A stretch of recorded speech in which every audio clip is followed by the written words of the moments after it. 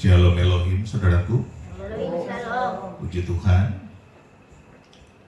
Ya, hari ini kita mengalami kembali hadirat Tuhan yang luar biasa. Dan apa yang dikatakan oleh Tuhan sungguh membesarkan hati kita. Saudara, ada satu pujian penyembahan yang Tuhan taruh di hati saya beberapa hari ini ya, 2-3 hari ini. Saudara tahu, dan ini akan saya khotbahkan buat kita. Mengasihi, mengasihi lebih sungguh. Mengasihi, mengasihi lebih sungguh. Tuhan lebih dulu mengasihi kepadaku. Mengasihi, mengasihi lebih sungguh. Melayani, melayani lebih sungguh. Melayani, melayani lebih sungguh. Tuhan lebih dulu melayani kepadaku. Melayani, melayani lebih sungguh. Apa artinya, saudara? Jadi itu adalah sebuah pernyataan dari Tuhan. Kalau kita sudah diangkat menjadi anaknya, kita harus lebih lagi mengasihi Tuhan dan mengasihi sesama dengan lebih sungguh, lebih lagi. Nah, saudaraku, kalau kita mengasihi Tuhan dan mengasihi sesama dengan lebih lagi, dengan lebih sungguh, nanti setelah kita mengasihi Dia dengan lebih sungguh dan mengasihi sesama dengan lebih sungguh, ikutannya, lanjutannya adalah melayani Dia, melayani sesama dan melayani Tuhan, melayani Dia dan melayani sesama. Jadi tidak mungkin anak-anak Tuhan yang sudah diangkatnya menjadi anak raja tidak mungkin untuk tidak melayani. Jadi tidak sampai kita hanya stuck di keselamatan pribadi kita. Secara personal kita diselamatkan, kita terima Yesus sebagai Tuhan dan Juru Selamat kita, lalu stop atau stuck, berhenti, enggak. Kita terus lagi, kita mendharma baktikan hidup kita dengan mengasihi Tuhan itu dengan lebih sungguh. Bagaimana? Tidak cukup hanya datang beribadah ke gereja. Tidak cukup hanya kita tiap minggu ke gereja. Tidak cukup. Jadi lebih dalam lagi, Tuhan bilang apa? Melayani. Nah, saudaraku, melayani itu banyak hal. Tetapi yang paling sederhana begini. Kalau misalnya di sini ada kabel yang berantakan, atau ada sampah, atau ada lantainya kotor, kita dengan aktif, kita sedang melakukan positive vibe. Kita sedang menyebarkan getaran-getaran positif. Yaitu apa? Kita rapikan kabel itu, kita buang sampahnya. Kita tidak usah suruh orang, kita sendiri melakukan itu. Kita sapu, kita pel. Itu artinya kita melayani. Amin. Jadi tidak perlu kita terlalu tinggi. Misalnya melayani khotbah, melayani pujian penyembahan, kita melayani musik, kita melayani sound system dan sebagainya. Itu terlalu tinggi barangkali. Tetapi yang sederhana itu melayani. Dan nilainya sama di hadapan Tuhan. Sama. Saudara beres-beres, bebenah-benah, itu di hadapan Tuhan sama. Dengan saya khotbah begini, sama. Kenapa? Karena saya memang diberikan talenta, karunia. Nah, mungkin saudara hanya dapat 1 atau 2, mungkin saya 5. Tetapi tanggung jawab saya, tuntutan saya lebih berat. Tetapi bagi kita yang cuma 1 talenta, kita yang sederhana saja. Itu di hadapan Tuhan karena upahnya berapa? 1 dinar. Dipanggil kerja dari jam 5 pagi, lalu jam 7 pagi, jam 9 pagi, disuruh Tuhan bekerja, jam 3 sore, sampai hampir maghrib jam 5 sore, datang bekerja kepada Tuhan. Upahnya berapa? 1 dinar. Sama. Ngerti maksud saya? Ini sederhana, saudaraku. Saling mengingatkan, saling menegur, saling menguatkan, positive vibe. Sebarkanlah sesuatu yang positif. Karena anak terang sedang memancarkan kemuliaan Tuhan. Karena Allah kita terang. Allah kita kasih. Karena kasih maka kita menyebarkan kasih. Yohanes 14 ayat 6 berkata apa? Akulah jalan, kebenaran, dan hidup. Jadi untuk membuktikan Allah kita hidup, kita juga harus menghidupi firman itu. Lalu caranya bagaimana? Kita melakukan positive vibe, menyebarkan kebaikan, menyebarkan optimisme, menyebarkan positif. Kita berhenti, stop dengan gunjingan, fitnah, hoax, ataupun gosip-gosip. Itu namanya positive vibe, saudara. Itu pelayanan. Ketika kita di gereja, kalau yang lain lagi berdoa, kita ikut dukung berdoa. Jangan yang lain berdoa, kita berisik. Ngomong sendiri kenceng lagi. Ngerti kan maksud saya? Kan ada di gereja kadang-kadang begitu ya. Tapi bukan di sini loh. Di sini mah paten-paten luar biasa. Keren di sini. Saya senang. Tapi kalau saya melihat ada banyak yang lain lagi berdoa di luar sana, nggak didukung. Atau minimal dia diam saja untuk menghormati. Kalau misalnya lagi khotbah, kadang-kadang kan kebiasaan imam-imam musik ini, karena mungkin sepertinya sudah seperti profesional begitu, nggak dengerin khotbahnya, ngelanturlah ke sana kemari, keluar apa segala macam, sibuk dengan dirinya sendiri. Ini bukan positive vibe, ini bukan pelayanan, ini adalah perusakan hadirat. Dan Tuhan gak suka begitu. Tetapi orang-orang yang berteguh hati, yang bermeditasi dirinya dengan roh Allah, roh kudus di dalam saat ibadah, di dalam saat khotbah ataupun pujian penyembahan, itu sangat diberkati Tuhan. Dan pengurapan demi pengurapan turun atas mereka. Dan pengurapan itu saudara akan sangat butuhkan dalam hidup kita sehari-hari. Nanti Tuhan akan melipat gandakan. Kalau saudara sedang menemukan jalan buntu, jalan-jalan yang sulit, tapi ada pengurapan dalam diri saudara, yang saudara sudah pelihara dalam ibadah-ibadah saudara, maka pengurapan itu akan mengajar kita bagaimana jalan-jalan keluarnya, bagaimana solusinya. Tapi ada loh yang sedang duduk diam begini, pengurapannya nggak turun. Karena apa? Pikirannya menerawang kemana-mana, ke banyak masalah, ke banyak problema. Ini nggak tunduk kepada hadirat kuasa Allah. Maka dikatakan, ingat gak 2 Timotius 3, secara lahiriah mereka beribadah, tetapi memungkiri kekuatannya. Nah, jangan sampai kita, lahiriah kita, secara jasmani kita duduk beribadah, tetapi kita memungkiri kekuatannya. Dan itu artinya tidak ada kuasa, tidak ada pengurapan. Nah, ini nggak boleh. Jadi saudaraku, pelayanan itu yang sederhana saja, dan itu sangat memberkati dan diberkati.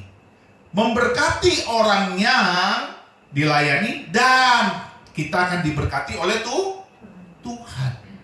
Kan ada banyak kadang-kadang di satu ibadah itu semuanya nggak sempurna. Tetapi ketika itu kita mengatur, kita melihat ada sesuatu yang nggak beres, lalu kita cepat-cepat membereskannya, tidak usah menyuruh-nyuruh, otomatis semuanya akan menjadi sempurna. Inilah yang disebut pelayanan. Saudara mengerti maksud saya? Kadang-kadang kita ini terlalu fokus kepada hal-hal yang besar.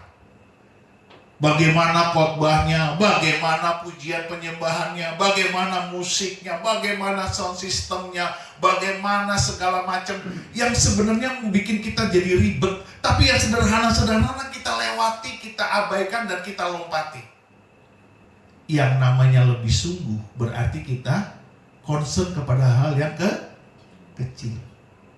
Tuhan lebih dulu melayani kepadaku, melayani lebih sungguh. Lebih sungguh itu artinya apa? Lebih concern kepada hal yang kecil. Jangan diabaikan. Kalau ada jemaat yang tidak terperhatikan, tidak terkoneksi dengan yang lain, datengin, salamin, kasih kabar. Kalau perlu doakan, tanya, ada yang perlu saya doakan? Begitu. Jadi kalau ada jemaat-jemaat, saudara perhatikan ya, banyak orang loh kalau didoakan itu sangat terberkati. Kalau kita tahu teman kita belum bekerja atau pekerjaannya perlu didukung, datengin. Ada yang perlu saya doakan? Nah begitu. Oh ya, tolong saya didoakan. Ada banyak orang kadang-kadang malu untuk minta didoakan karena dia malu. Tetapi engkau yang mempunyai positive vibe, ya kan? Imanmu akan menggerakkan perbuatan iman. Yaitu apa? Menawarkan sebuah kebaikan, menawarkan sebuah kebajikan. Kebajikan apa? Mendoa. Ini sederhana. Melayani lebih sungguh. Melayani lebih sungguh. Tuhan lebih dulu melayani kepadaku. Melayani lebih sungguh. Itu maksudnya. Jadi jangan terlalu kita ingin sesuatu yang spektakuler. Enggak. Ketika Yesus melihat anak-anak kecil, coba di pemahaman para rasul, anak-anak kecil itu nggak penting, nggak bisa bersaksi, nggak bisa berkhotbah, tidak bisa melakukan sesuatu kan masih kecil. Tetapi Tuhan bilang apa? Janganlah engkau mengabaikan anak-anak ini, karena ada malaikat Bapakku di surga yang menjagai dia, memelihara dia, memperhatikan dia. Bawa sini anak-anak itu. Kelihatannya remeh, tapi saudara, itu sangat besar di hadapan Tuhan. Yang mengerti katakan amin. Banyak loh jemaat-jemaat kita ini butuh doa, tapi kita kadang-kadang nggak peduli. Kadang-kadang kan saya dorong, doain ini dia. Oh iya sih. Tapi harusnya doanya seketika, jangan nanti di rumah. Kadang-kadang di rumah suka abai, lupa.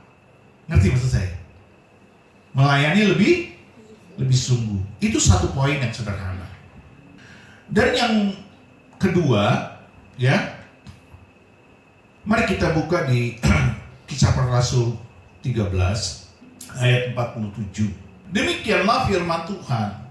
Sebab inilah yang diperintahkan kepada kami. Aku telah menentukan engkau menjadi terang bagi bangsa-bangsa yang tidak mengenal Allah, supaya engkau membawa keselamatan sampai ke ujung bumi. Perhatikan, aku telah menentukan engkau menjadi terang bagi bangsa-bangsa yang tidak mengenal Allah, supaya engkau membawa keselamatan sampai ke ujung bumi. Artinya apa nih? Artinya ini diambil dari Yesaya 49 ya, ayat 6. Artinya apa? Artinya saudara dan saya, ya kan, kita melakukan amanat agung. Bagaimana Pak caranya amanat agung? Dari Yesaya 49 ayat 6 saja sudah dinubuatkan oleh Nabi Yesaya. Bahwa nanti keselamatan itu tidak hanya untuk Yahudi, tidak hanya untuk Israel, tidak hanya untuk Yakub, tetapi kepada segala bangsa. Coba kita buka ya, 49 ya, Yesaya 49. Coba mari. Nanti kita kembali lagi ke sini ya. Ayat 6. Yesaya 49 ayat 6, demikianlah firman Tuhan. Terlalu sedikit bagimu hanya untuk menjadi hambaku. Perhatikan kata terlalu sedikit. Untuk menegakkan suku-suku Yakub dan untuk mengembalikan orang-orang Israel yang masih terpelihara. Tetapi aku akan membuat engkau menjadi terang bagi bangsa-bangsa, supaya keselamatan yang daripadaku sampai ke ujung. Terlalu sedikit kita kalau hanya menginjili teman-teman kita yang sesama Kristen tanpa pertobatan. Kristen KTP banyak, tetapi itu terlalu sedikit. Kita juga harus membagikan, men-share firman Tuhan, Injil keselamatan ini kepada orang-orang lain yang belum mengenal Kristus, yang belum percaya Kristus sebagai Tuhan dan Juru Selamatnya secara pribadi. Bagaimana caranya, Pak? Saudara, ini yang disebut pelayanan apa?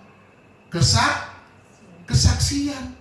Saudara bersaksi saja tentang kebaikan Kristus, tentang lawatan Kristus dalam hidup saudara, dalam sehari-hari saudara.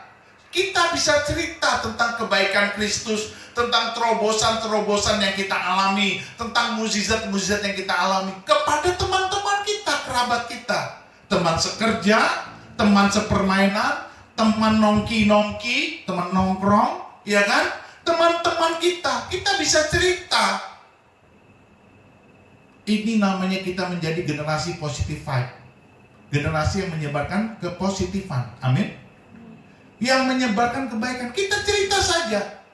Tadi pagi saya renungan, aku dapat ini loh. Kamu cerita sama teman kamu. Wah, keren banget tuh Tuhan. Ini renungan ini kena banget nih sama aku nih. Mau denger gak? Gak apa-apa. Nih, Tuhan ngomong gini sama aku. Wah, itu saudara bersaksi saja. Dari seringnya kita bersaksi itu saudara sedang menyebarkan kebaikan. Daripada saudara cuma haheho, ya kan? Telepon haheho. yang nggak ada artinya, saya dengarnya juga bising gitu loh. Cuma suara ribut aja. Tapi kalau kita cerita hal-hal yang dari Tuhan, itu kan dia pasti pingin.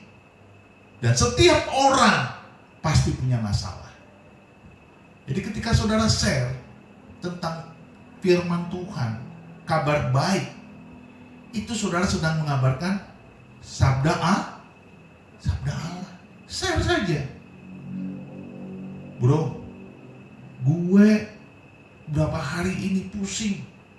Kerjaan gue bikin gue stres. Tapi gue berdoa, gue minta tolong Tuhan. Akhirnya gue diselamatkan Tuhan. Gue tertolong juga. Keren banget Tuhan gue. Apa masalahnya apa? Nih gue gini. Wah, itu yang dengar juga seneng. Walaupun sederhana, tetapi itu sifatnya sudah memberikan positive vibe. Saudara mengerti maksud saya? Kita sedang menyebarkan kepositifan. Ada iman, optimisme di situ. Dan orang yang mendengarkan pasti naik dia punya iman. Tanpa saudara sangka-sangka, saudara duga-duga. Saya saja, saudara perhatikan baik. Kerjaan saya tuh mengedit video saya sendiri. Saya khotbah. Itu saya dengar khotbah saja. Saya mengalami kebangkitan iman. Yang khotbah saya sendiri loh. Saya sampai bingung. Wih, bisa juga aku ngomong seperti itu ya. Kadang-kadang saya tercengang-cengang sendiri. Saudara nggak pernah bayangkan. Itu sebabnya kenapa saya selalu menjadi terbangkitkan, termotivasi iman saya. Karena inilah Roh Kudus gitu loh. Tanpa disangka, tanpa diduga, ketika mengedit video-video khotbah saya, pengajaran saya sendiri, itu luar biasa, double. Jadi saya dengerin khotbah saya kena, dan saya akhirnya khotbah lagi. Itu akhirnya seperti efek bola salju. Dari kecil dia turun dari gunung, lama-lama menjadi besar, dan akhirnya pengurapannya luar biasa.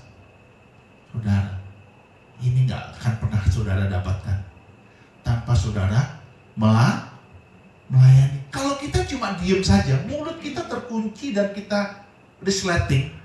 Karena firman itu berkuasa ketika dia diberitakan.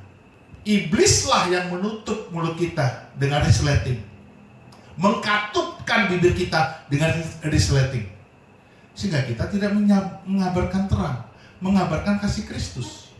Tidak terjadi positif. Makanya saudara lihat, kenapa hidupmu kelihatan muram, wajahmu kelihatan kusut, itu karena tidak ada positive vibe. Saya ketemu sama teman-teman reuni saya, mereka kaget, wih, lu kelihatan masih muda lu. Kan kemuliaan tuh, kemuliaan itu membuat kita muda. Ya mengerti, katakan amin. Sementara saya kaget, lihat tuh, lo kok makin kusut. Padahal usianya kita sama. Karena tidak ada iman. Ini pelayanan, yang sederhana begitu. Saudara mengerti maksud saya? Iya kan? Ada beberapa hamba Tuhan ya, bahkan lebih muda dari saya. Wajahnya tidak cemerlang. Tapi orang-orang melihat saya, Bapak masih muda ya. Mereka tidak tahu umur saya. Saudara, jangan kusut mukanya. Makanya pelayanan yang sederhana-sederhana. Hati kita itu menggambarkan hati Kristus. Buang sampah pada tempatnya, itu pelayanan. Meletakkan barang pada tempatnya, itu pelayanan. Ada barang tercecer, kadang-kadang kita cuek gitu kan. Just gitu. Kita abai. Ambil, comot, letakkan pada tempatnya. Itu. Buang sampah. Itu anak Tuhan tuh seperti itu. Maka dia tidak akan pernah wajahnya tidak glowing. Pasti bersinar. Jadi firman Tuhan ini dibilang apa? Terlalu sedikit bagimu hanya untuk menjadi hambaku, untuk menegakkan suku-suku Yakub. Maksudnya apa? Orang-orang Kristen tanpa pertobatan. Yakub ini saudara dan saya yang Israel rohani sekarang, tanpa pertobatan, dan untuk mengembalikan orang-orang Israel yang masih terpelihara, hanya untuk memelihara orang-orang Kristen yang sudah terbiasa ke gereja ibadah. Ini terlalu sedikit. Tuhan mau membuat kita menjadi terang bagi bangsa supaya keselamatan yang daripadaku sampai ke ujung. Jadi supaya semua orang menerima kabar baik keselamatan, Injil keselamatan. Jadi kita jangan tutup mulut kita sama siapa aja, sama tukang cukur, tukang bakso, bubur ayam, bubur kacang hijau, cerita, sharing. Karena kita tutup, sehingga kita tidak terberkati dan tidak tetapi orang yang men-sharing firman Tuhan akan terberkati dan terurapi. Semakin banyak sharing, semakin banyak pengurapan. Semakin banyak sharing, semakin banyak diberkati. Yang mengerti katakan amin. Amin. Ini penting saudara. Kita lihat lagi. Yuk. Kita kembali yang ke tadi. Ya, kisah para rasul itu. Aku telah menentukan engkau menjadi terang bagi bangsa-bangsa yang tidak mengenal Allah, supaya engkau membawa keselamatan sampai ke ujung bumi. Aku telah menentukan engkau. Itu sebabnya Yesus berkata, segala kuasa di surga telah diberikan kepadaku. Oleh karena itu, beritakanlah Injil. Ketika Tuhan sudah bangkit, segala kuasa ada pada tangannya. Kenapa? Karena dia Tuhan. Waktu dia masih menjadi manusia, dia terbatas dengan segala kemanusiaannya. Makanya dia bisa mati. Tapi begitu dia memegang kekuasaan itu waktu dia bangkit, dia bilang apa? Segala kuasa di surga dan di bumi.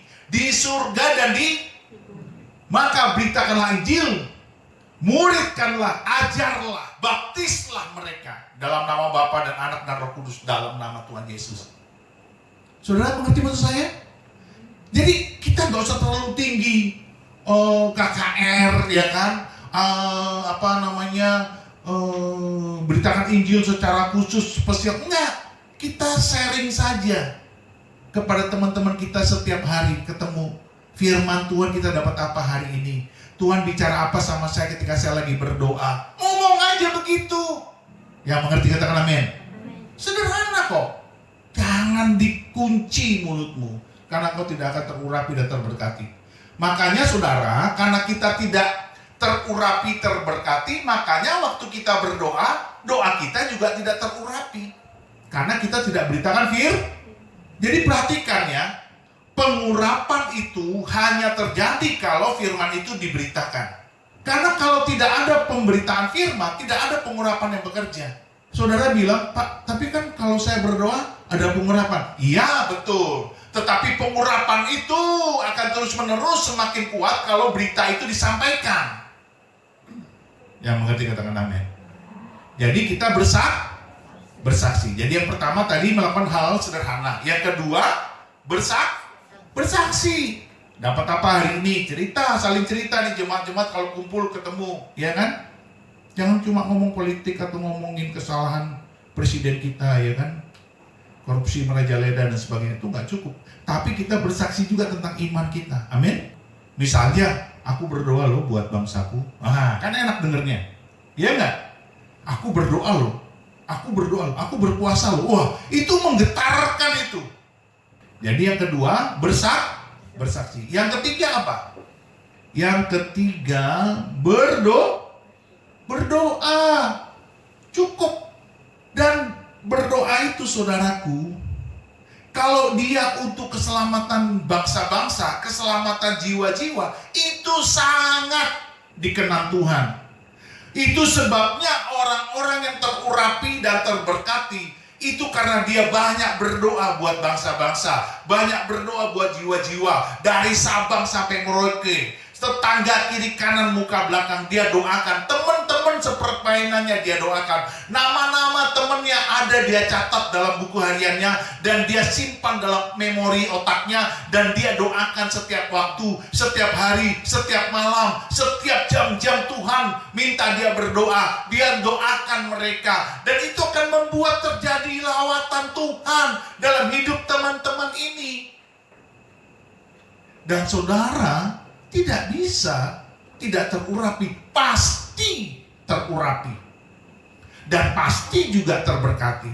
Tapi kalau kita niat berdoa, sudah tidak melakukan pekerjaan-pekerjaan pelayanan yang sepele tadi, dan kedua tidak bersaksi, dan ketiga tidak berdoa untuk jiwa-jiwa diselamatkan, tapi kita hanya fokus berdoa untuk kebutuhan-kebutuhan primer kita, kebutuhan-kebutuhan kita pribadi, pasti kita nggak terurapi dan terberkati. Kenapa? Karena egois.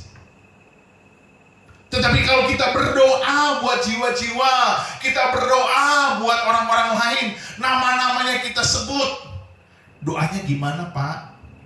Dalam nama Yesus aku berdoa buat si A, si B, si C, si D. Di dalam nama Yesus segala roh antikristus yang ada pada mereka, aku patahkan dalam nama Yesus. Segala roh anti Yesus, segala roh agamawi, segala roh ateis, segala roh menolak Yesus Kristus sebagai Tuhan dan Juru Selamatnya, aku patahkan dalam nama Yesus. Aku hancurkan kuasanya dalam nama Yesus. Aku perintahkan kuasa iblis ini pergi dari si A, si B, si C, dalam nama Yesus, dalam nama Yesus, dalam nama Yesus. Dan aku berkati si A, si B, si C dalam nama Yesus.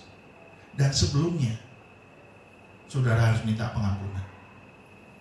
Bapak, aku berdoa buat si A, si B, si C, kasihan itu. Ampuni, kiranya belas kasihanmu turun ya Tuhan. Ampuni dosa-dosanya. Saudara harus berdoa seperti itu. Kalau saudara nggak minta ampun dosa-dosanya, Tuhan nggak akan mengampuni. Tapi kalau saudara minta ampun, lalu saudara tengking roh antikris yang ada pada diri orang-orang ini, maka saudara akan melihat bagaimana Tuhan melawat mereka. Jadi minta ampun dahulu, ya, lalu tengking roh antikristus, roh agamawi, roh dukun-dukun mungkin ada pada mereka, roh ateis, roh menolak Yesus, tengking dalam nama Yesus. Stepnya udah jelas, minta ampun. Lalu kedua tengking usir. Yang ketiga apa? Berkati. Dalam nama Bapa dan Anak dan Roh Kudus aku berkati tubuh, jiwa dan rohnya, supaya ia tenang, damai sejahtera Allah turun atas mereka dalam nama Yesus. Saudara tahu nggak? Doamu itu akan diperhitungkan surga. Jadi ketika engkau berdoa untuk kebutuhan pribadimu, untuk kebutuhan primermu, untuk kebutuhan sehari-harimu, Tuhan pasti jawab. Karena engkau sedang menyebarkan positive vibe kepada orang-orang yang tidak jelas, tidak mungkin selamat, tetapi engkau mengasihi mereka, engkau sebut namanya dalam doa-doamu, maka Tuhan pasti menjawab. Saudara, dengan baik, doa kita ada yang cepat, ada yang sedang, ada yang lama dijawab Tuhan. Tapi saya paling sering mendengar doa-doa saya cepat dijawab Tuhan. Untuk orang-orang tertentu, tiba-tiba ini. Tapi ada juga 1-2 doa saya panjang, lama sekali baru dijawab Tuhan. Enggak apa-apa, yang penting kau setia. Amin. Jadi ini kita sedang menyebarkan api roh Tuhan, api cinta kasih, dan itulah yang disebut positive vibe. Aliran-aliran iman kita yang positif kita sebarkan kepada setiap orang. Saudara mau diurapi? Buka mulutmu untuk berdoa. Buka mulutmu untuk bersaksi. Jangan diam. Jangan cuma kita tuh senangnya doa di ibadah, doa di kamar sendiri, doa pribadi. Enggak, kita harus doa juga untuk keselamatan orang lain, keselamatan bangsa-bangsa. Di Pakistan, di India, di Suriname, di Zimbabwe, di Maroko, Aljazair, Afghanistan, di Uzbekistan, di Tunisia, di Mesir, Afrika Selatan. Doa itu semua dunia itu. Dari Sabang sampai Merauke, doakan terus. Lalu doakan tetanggamu kiri kanan muka belakang, sebut namanya Mr. John, Mr. Pak Pahan, Mr. Siti Umeang, ya kan? Ito, Johana, ya kan? Pak D, Mulyadi, ya kan? Pak D Lumumba, doakan itu semua, kiri kanan muka belakang. Pak D Mulyono, doakan. Joko Tingkir, doakan itu saudara. Dan ini akan saudara mengalami pengurapan Tuhan. Yang mengerti katakan amin. Pengurapan itu penting. Karena untuk membuat kita semakin kuat. Kita ini kalau nggak ada pengurapan nggak kuat saudara. Itu ibaratnya baterai. Kalau nggak dicas, lama-lama ya nggak bisa nyala HP kita. Nggak bisa nyala juga motor listrik kita, mobil listrik kita. Harus dicas. Dan itulah pengurapan. Tuhan senang orang-orang yang mendoakan orang-orang lain diselamatkan. Tuhan senang kita bersaksi. Karena ini hak dan kewajiban kita untuk bersaksi. Jangan diam, jangan dislating mulutmu, jangan zip begitu ya. Bicaralah tentang Yesus, tentang kebaikan Tuhan. Sederhana-sederhana itu sangat menguatkan. Saya sering kali mendengar kesaksian-kesaksian sederhana yang orang lain mungkin tidak ngeh, tapi ketika saya mendengar itu, saya langsung dibangkitkan iman saya. Padahal sederhana, sering banget, dan banyak orang nggak tahu, tapi saya tahu, dan itu saya simpan dalam hati. Saudara, kesaksian-kesaksian sederhana itu selalu ada benih-benih, bukan hanya iman dan cinta kasih, tapi ada benih-benih pengharapan. Itu yang membuat saya kena banget tuh. Padahal sederhana. Jadi saudara, jangan bayangkan yang spektakuler, yang sederhana pun juga Tuhan hargai. Karena sesuai dengan talenta kita, sesuai dengan pengurapan kita. Apa saudara pikir saya waktu lahir baru bertobat langsung bisa khotbah kayak gini? No. Saya digojlok Tuhan, terus berdoa siang malam, mendalami firman Tuhan, berbulan-bulan, bertahun-tahun, dan akhirnya pada saatnya Tuhan tampilkan saya untuk khotbah, untuk saya bersaksi secara besar begitu. Itu Tuhan munculkan saya. Memang karena sudah waktunya. Tapi di dalamnya tuh saya sudah mengalami yang kecil-kecil, dan itu terus-menerus pupuk saya bina. Karena itu kesukaan saya dan juga kesukaan Tuhan. Kalau itu bukan kesukaan Tuhan, itu nggak mungkin terimpartasi dalam saya. Karena Tuhan suka, saya suka. Kalau Tuhan nggak suka, saya juga nggak suka. Kita harus sama dengan Tuhan. Yang mengerti katakan amin. Mari kita buka ya kitab Yakobus. Yakobus 5 ayat 17 sampai dengan 20. Demikianlah firman Tuhan. Elia adalah manusia biasa sama seperti kita. Dan ia telah bersungguh-sungguh berdoa supaya hujan jangan turun, dan hujan pun tidak turun di bumi selama 3 tahun dan 6 bulan. Saudara bayangkan, sampai Alkitab bilang Elia adalah manusia biasa. Manusia biasa itu yang ditekankan dahulu di ayat 17 itu. Manusia biasa, tetapi di belakangnya dibilang apa? Dia bisa menghentikan hujan tidak turun selama 3 tahun 6 bulan, 3,5 tahun. Jadi saudara lihat, itu sedang mensejajarkan urapan Elia dengan urapan kita sama. Yang mengerti katakan amin. Kita sama-sama anak Allah dengan Elia. Tetapi yang membedakan saudara dan Elia apa? Yang membedakan kita dengan Elia apa? Kita tidak berdoa. Itu yang membedakannya. Kalau kita berdoa, mungkin nggak kuasa itu terjadi? Pasti mungkin. Karena engkau tidak berdoa, maka tidak terjadi kuasa itu. Karena engkau tidak percaya, maka engkau tidak berdoa. Karena engkau tidak percaya, karena engkau tidak biasa bersaksi. Engkau tidak biasa mengatakan hal-hal iman. Orang tidak percaya, itu karena tidak biasa bersaksi. Coba kalau dia bersaksi, imannya pasti bagus. Kalau imannya bagus, dia pasti percaya. Kalau dia percaya, ketika dia berdoa, pasti ada kuasanya.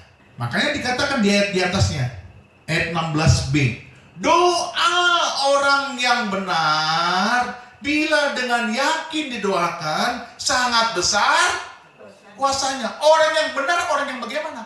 Orang yang bukan saja hidupnya benar, hidupnya suci, hidupnya saleh, hidupnya kudus, tetapi orang yang sering berdoa, orang yang sering bersaksi, orang yang yakin dengan firman Tuhan.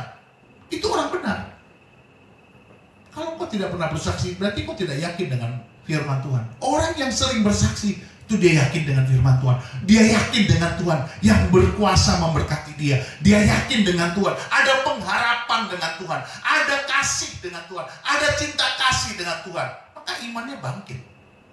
Jadi doa orang yang benar sangat besar. Wah, orang yang benar. Ya, perhatikan itu. Bukan hanya saleh, suci, dan kudus, tapi dia percaya dengan iman firman Tuhan. Kalau saya tidak percaya apa yang dikatakan Tuhan tadi di bangku itu, yang Tuhan tampakkan kepada saya dalam sebuah impartasi, tidak mungkin saya katakan. Karena saya percaya, saya maka berkata-kata. Perkataan-perkataan saya itu adalah perkataan-perkataan iman. Pasti terjadi, pasti, nanti kita lihat. Karena sudah disampaikan dulu dari surga, diimpartasikan. Lalu saya terima dengan iman, ada pengharapan yang besar. Walaupun mungkin saudara lihat saat ini saya gak punya apa-apa, nothing, gak punya duit, gak punya tabungan, tetapi saya percaya Tuhan akan melakukan sesuatu. Karena itu yakin saya. Karena sudah bertahun-tahun yang lalu Tuhan sampaikan kepada saya, dan sekarang Tuhan tegaskan lagi, dan itu pasti terjadi. Pasti. Tunggu aja nanti tanggal mainnya. Kita akan melihat bagaimana anak-anak kita, imam-imam musik yang keren ini, para penyembah, dan gereja ini pasti akan menjadi berkat. Karena dia akan memberkati banyak jiwa di sosial media. Ini iman saudara, bukan asbun, bukan asal bunyi. No, ini firman iman yang saya dengar rema. Jadi orang kalau nggak berdoa, nggak akan pernah dia punya hubungan intim dengan Tuhan. Tapi kalau dia punya hubungan intim dengan dia tahu Tuhan ini ngomongnya benar. Ini jelas dari Tuhan. Yang mengerti katakan amin. Makanya saya nggak suka orang-orang yang bibirnya dislip, bicara, bersaksi. Ada orang-orang ini. Kalau kita lihat teman kita, waduh kasihan nih dia, belum bekerja. Datengin, doakan tumpang tangan. Saya tuh merindukan kalian tuh bergerak seperti itu. Diam-diam, aduh, bagaimana kita mau terurapi orang kita nggak bergerak, tidak menyebarkan positive vibe. Pengurapan itu tidak untuk kita, saudara. No, untuk orang lain diberkati. Beritakan firman, doakan orang-orang di sekitar kita. Kalau saudara datang di sini sebelum ibadah, pegang kursi-kursi itu dalam nama Yesus, dalam nama Yesus. Penuh. Ambil jalan. Ada lagi. Setiap ibadah itu harus saudara imani ya. Tadi kita sepakat. secara lahiriah beribadah, tapi memungkiri kekuatan. Kita tidak mau toh?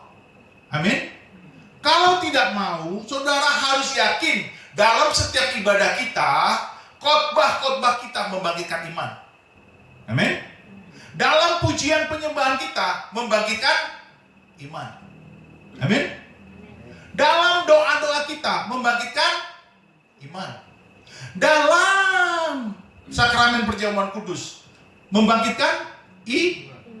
Jadi kalau terjadi perjamuan kudus, imani, yakini bahwa akan terjadi kesembuhan, akan terjadi terjadi makan tubuh Kristus, minum darah Kristus, terjadi itu kan Tuhan yang bersekutu dengan kita, masuk dan kita terima dengan iman. Amin. Itu jangan sampai kita memungkiri kekuatannya. Jangan, saudara, jangan. Makanya kita nggak terurapi, karena kita nih abai. Semua itu harus kita anggap suci. Ingat, Alkitab bilang apa?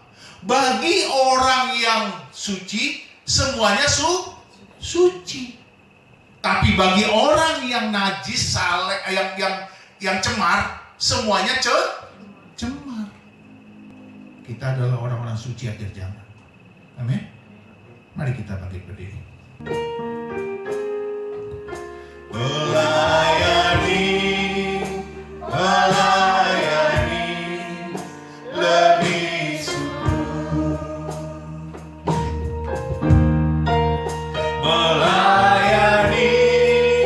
Melayani lebih sungguh.